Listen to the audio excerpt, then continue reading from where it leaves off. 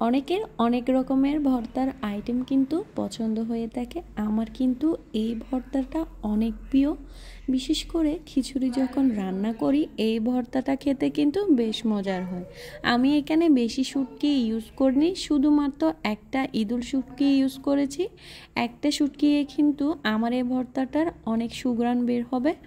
আমার ভর্তাটা করার জন্য আমি প্রথমে কাঁচামরিচ, পেঁয়াজ এবং নিয়েছি রসুন, সাথে একটা শুটকি নিয়ে ভালোভাবে সরিষার তেল দিয়ে ভেজে নিয়েছি। এরপর আমার ছোট বোন পাটার মধ্যে বেটে নিচ্ছে, কেননা আমি কিন্তু পাটার মধ্যে একদম কিছুই করতে পারি না। খেতে বেশ পছন্দ করি, বাট আমার দ্বারা সম্ভব না, আমি পাটার মধ্যে কিছুই করে খেতে পারি না। ব্লান্ডার করে যাই পারি তাই করে খাই।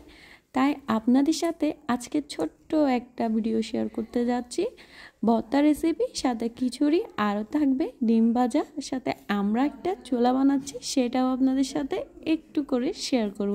হ্যালো এভরিওয়ান, আসসালামু আলাইকুম, ওয়েলকাম টু শেহনিলাস ব্লগ।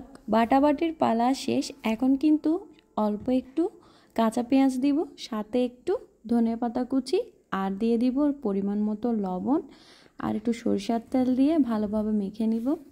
আসলে এই ভর্তাটা এইভাবেই খেতে মজা। কিছু পেঁয়াজ বেরেস্তা করে দিতে হয়, তো বেরেস্তা করে পাটায় কিন্তু বেটে নিতে হয়। এরপর কিন্তু কাঁচা এই জিনিসগুলো মিক্স করতে হয়, সামান্য সামান্য সরিষার তেল দিয়ে একটু মাখলে বেশি মজা হয়।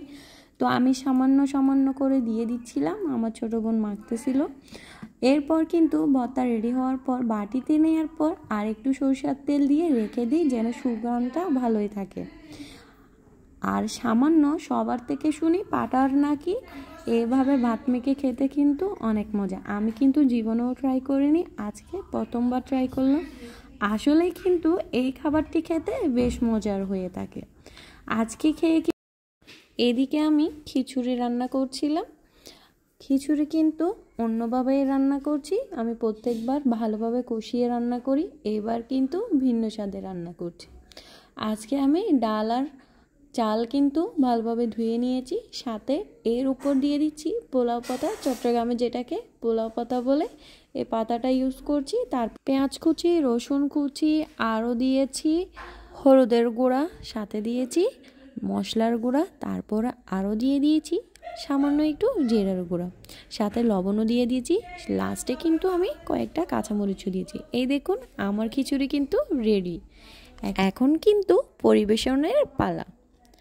তো আমার কিন্তু কাজ শেষ, এখন আমি মাটি এনে রাখছি ছোট্ট একটা ছোলা বানাবো বলে।